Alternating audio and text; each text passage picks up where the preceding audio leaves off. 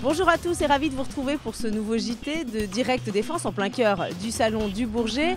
Au sommaire de cette édition, nous parlerons de l'aviation légère, de l'armée de terre avec le général Delamotte et puis sensation garantie avec des simulateurs de vol et de sièges éjectables que nous avons testés pour vous. Enfin, comme chaque jour, focus sur des matériels à découvrir sur le site du ministère de la Défense.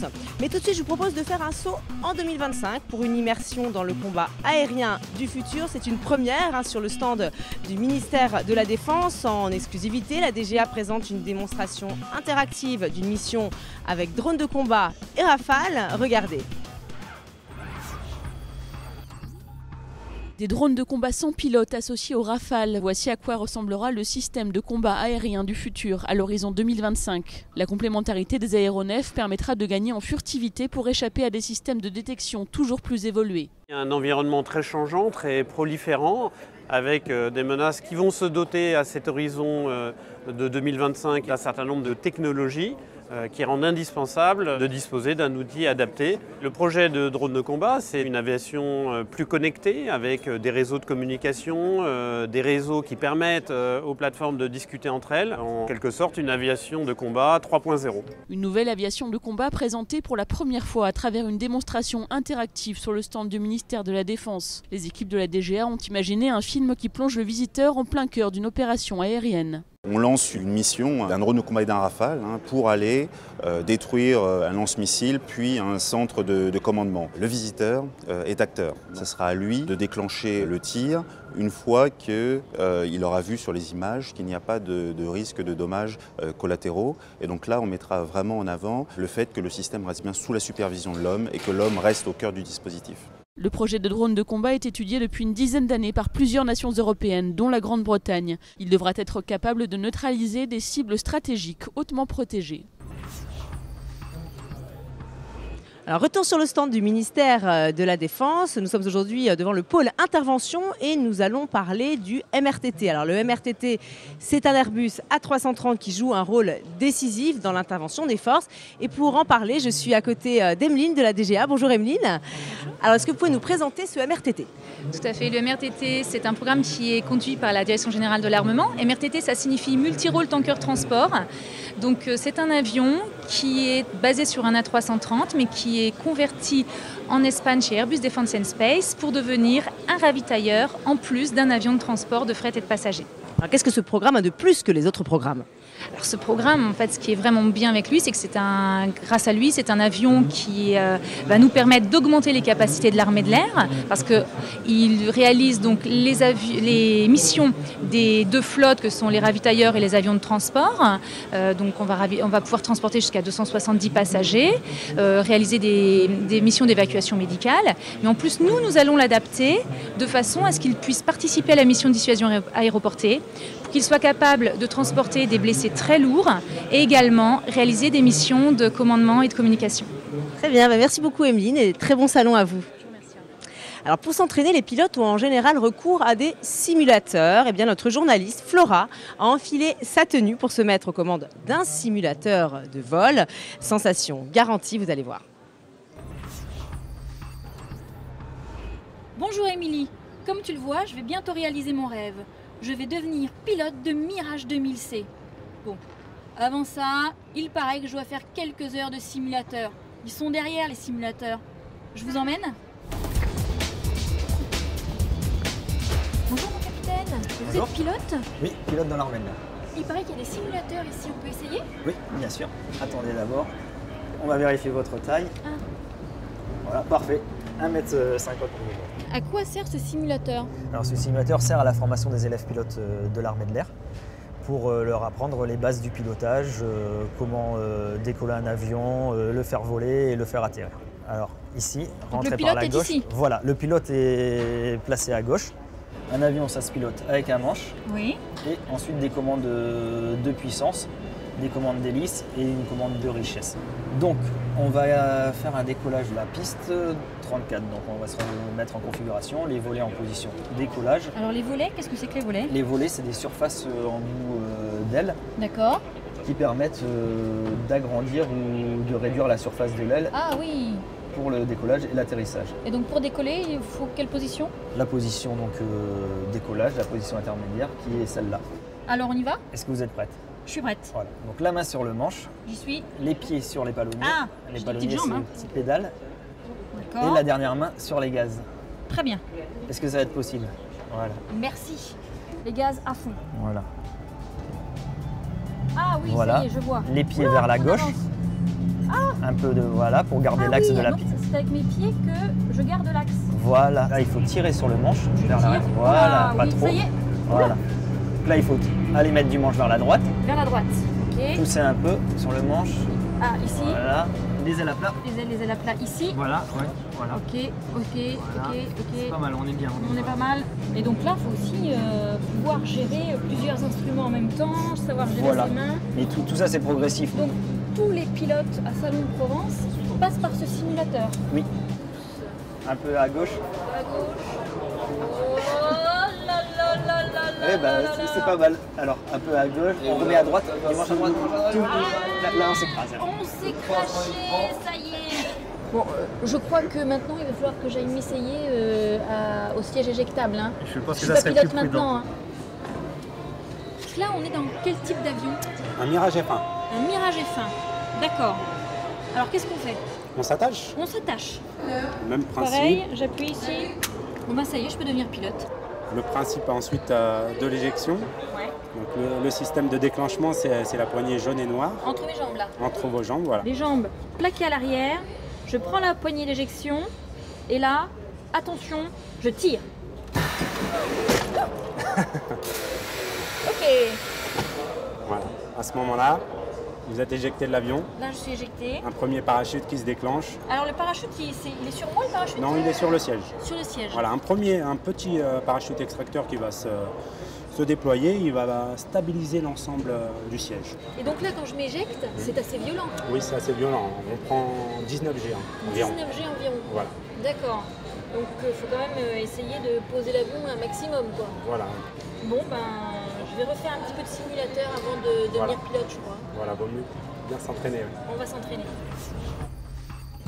Alors nous sommes de nouveau sur le stand du ministère de la Défense et je suis avec le général de division Olivier Delamotte. Bonjour, alors vous êtes commandant de l'aviation légère de l'armée de terre. Avec vous, on va parler de l'ALAT qui regroupe les hélicoptères d'attaque et de manœuvre de l'armée de terre. Il constitue aussi l'une des armes au contact de l'adversaire. Alors général, on l'a vu, l'ALAT a récemment engagé ses premiers hélicoptères Tigre en version HAD en Centrafrique, d'ailleurs des hélicoptères que l'on peut voir sur le salon. Quelles sont les nouveautés apportées par ce nouveau standard? Effectivement, le Tigre, donc HAD, hélicoptère d'appui et destruction, en fait, comme son nom l'indique, d'abord il est fait pour la destruction. Donc la plus-value essentielle, c'est son missile. Donc le missile aujourd'hui Hellfire, on verra le successeur du Hellfire, donc cette capacité qu'on a de tirer des véhicules de blindés, des véhicules à haute valeur ajoutée, des buildings. Et donc il était important pour nous qu'on ait cette version qui arrive enfin et qui sera en fait la version de référence ensuite de tout le parc Tigre. Donc il a en plus du missile une roquette plus efficace, dite à induction. Il y a remotorisation de l'appareil et le viseur qui est effectivement modifié pour intégrer le guidage du missile, donc qui est un guidage laser. Donc un appareil qui est beaucoup plus performant que le premier, même si la forme est la même, et notamment dans sa capacité de destruction.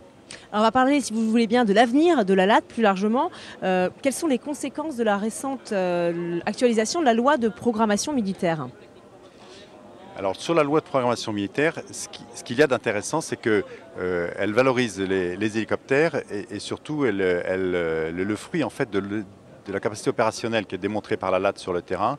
Et concrètement, le premier point, c'est sur le Tigre, la capacité Tigre en général. Il a été décidé d'augmenter le parc Tigre prévu de 7 appareils, tout simplement parce que vu l'emploi qu'on en fait, vu l'attrition, il faut le dire aussi, il semblait nécessaire d'avoir plus de Tigres que ce qui était prévu. Donc la loi de programmation militaire dit plus 7 Tigres. Concernant le Caïman, notre autre appareil donc de manœuvre, la loi de programmation militaire a identifié que les livraisons étaient assez lentes.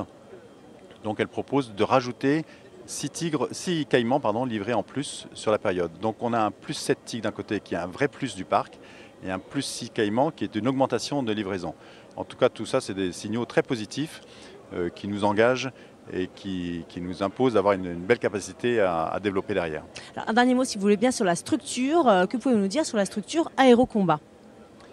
Alors, dans le nouveau format de l'armée de terre voulu par le général Bosser, le projet dit armée de terre au contact, il y a le pilier au combat qui est une pièce maîtresse sur lequel veut s'inscrire ce projet au contact. Et le pilier au combat, c'est tout d'abord un commandant qui commande l'ensemble du pilier aux ordres du chef d'état-major de l'armée de terre. Il commande un ensemble d'une brigade aérocombat, donc on recrée complètement la 4e brigade d'aérocombat à partir des 3 régiments d'hélicoptères de combat. Et le commandement de l'école de la Latte qui rejoint aussi ce pilier.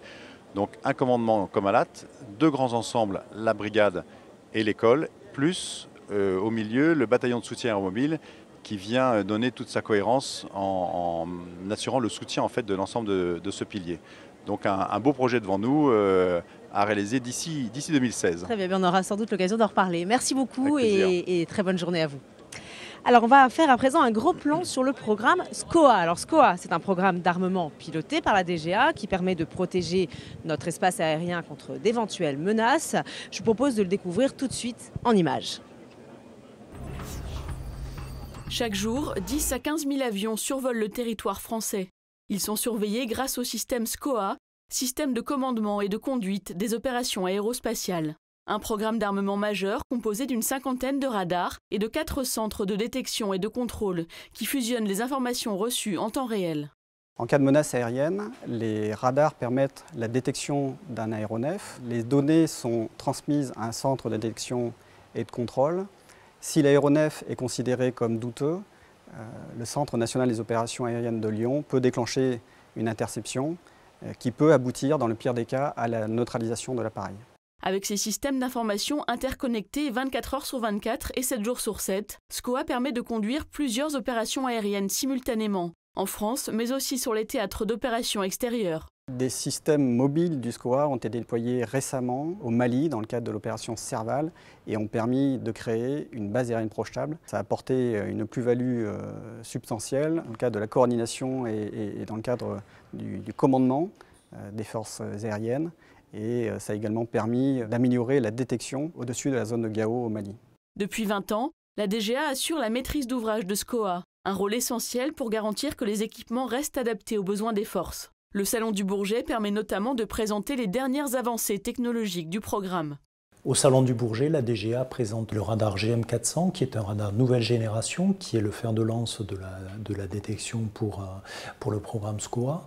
Et d'autre part, on présente des systèmes de commandement et de conduite des opérations aériennes qui sont en train d'être implémentés actuellement dans le cadre du programme SCOA.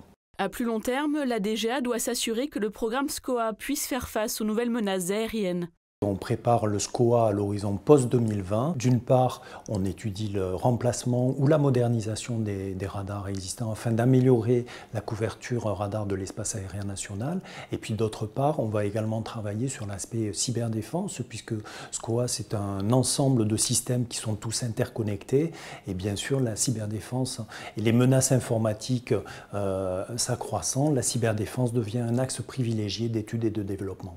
En attendant, les travaux de rénovation des radars ont commencé depuis plusieurs années.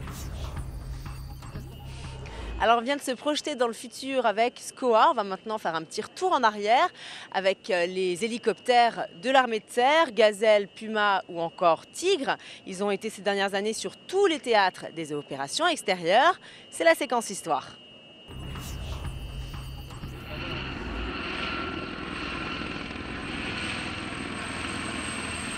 2009 est un millésime très important pour la Latte, pour 2 raisons. Une raison exogène qui est qu'à partir de 2008, où l'armée de terre s'est trouvée face à Ouzbin, donc un événement important dans une guerre qui s'avère très difficile, la décision est prise d'envoyer le Tigre en Afghanistan. Et tout d'un coup, le bataillon d'hélicoptères devient la pièce maîtresse de la mobilité des 2, à ce moment-là, GTA, Groupement Tactique Interarmes, qui sont projetés dans les vallées de Surroby et Capissa.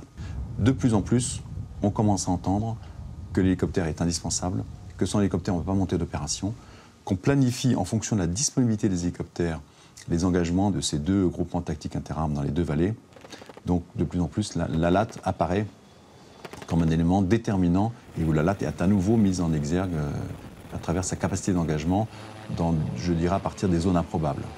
Pour nous, ça a correspondu à des volumes d'abord d'hélicoptères importants. On était jusqu'à 18, 24 hélicoptères sur Serval, et puis Sangaris encore 10, et surtout une continuité d'hélicoptères projetés.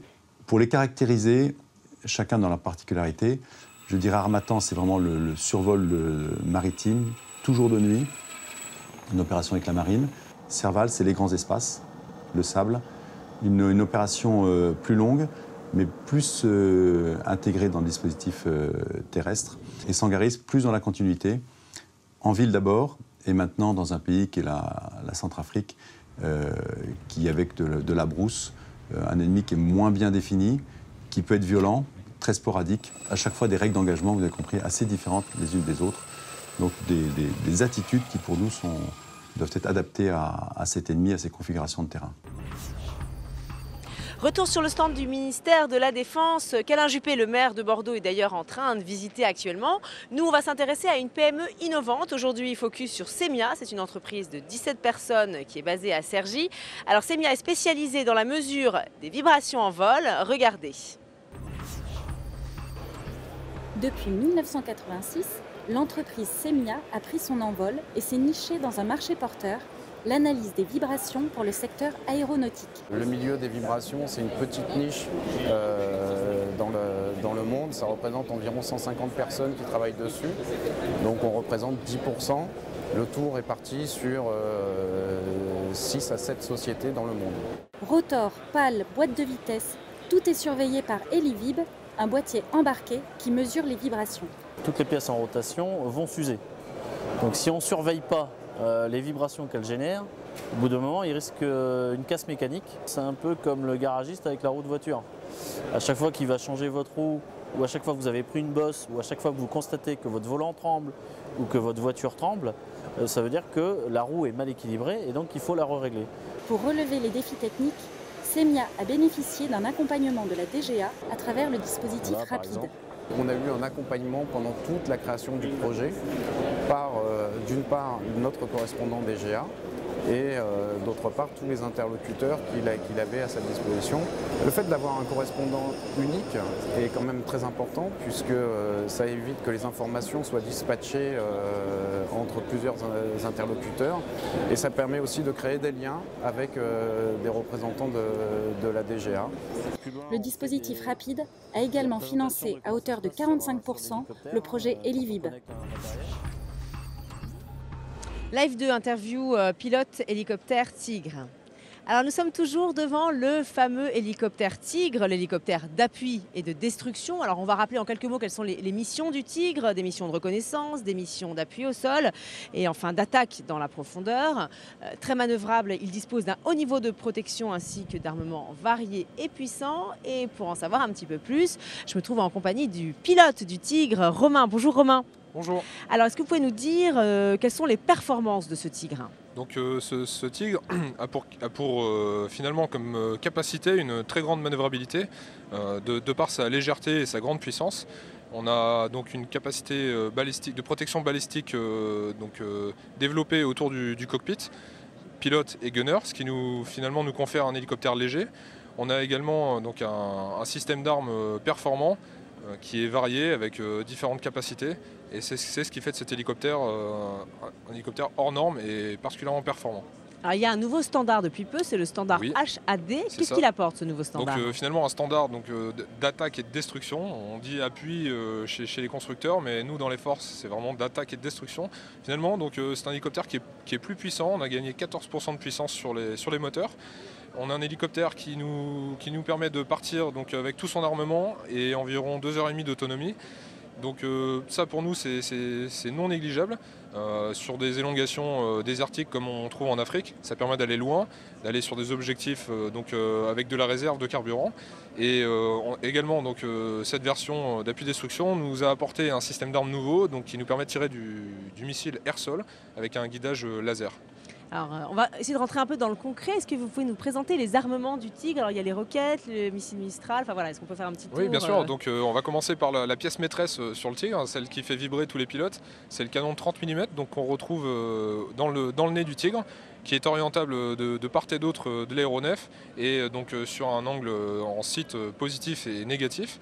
C'est un canon donc développé par un fabricant français, qui est particulièrement stable, précis et que nous envient beaucoup les armées étrangères. Alors, on va parler également de la roquette à précision submétrique. Alors, qu'est-ce qu'elle apporte de plus en fait par rapport aux roquettes traditionnelles? Donc, finalement, cette roquette qui n'a ni plus ni moins le même gabarit que la roquette traditionnelle, elle a un guidage laser, c'est-à-dire que finalement, on donne une tâche avec un gros laser très puissant sur un objectif et cette roquette va aller sur la cible. Ce qui nous confère finalement une précision telle qu'on l'aurait avec un missile. Alors, Tigre a-t-il déjà été engagé dans des opérations extérieures? Est-ce qu'on a déjà des retours d'expérience? Bien sûr, il a été engagé donc, sur plusieurs théâtres. Le premier, son baptême du feu, s'est fait en Afghanistan. Il a également été engagé donc, en Libye sur quelques mois. Et ensuite, il est parti en Afrique. Donc, on peut le retrouver actuellement au Mali et en Centrafrique. Notamment cette version qui est la version HAD uniquement en Centrafrique pour l'instant.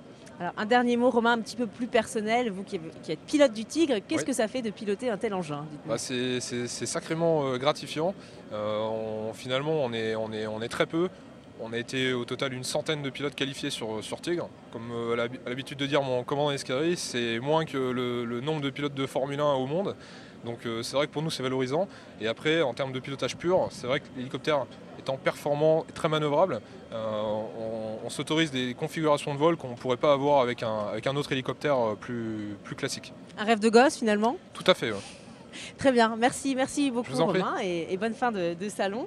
Alors voilà, c'est déjà la fin de Direct Défense. Merci de nous avoir suivis, on se retrouve bien sûr demain. Et en attendant, on se quitte sur ces images de la cérémonie de remise de décoration aux aviateurs de l'US Air Force qui ont sauvé, vous le savez, leurs collègues de la catastrophe d'Albacete. Hier, c'était Jean-Yves Le Drian en personne qui a remis notamment la Légion d'honneur au sergent Schwarz. Très bonne journée et à demain.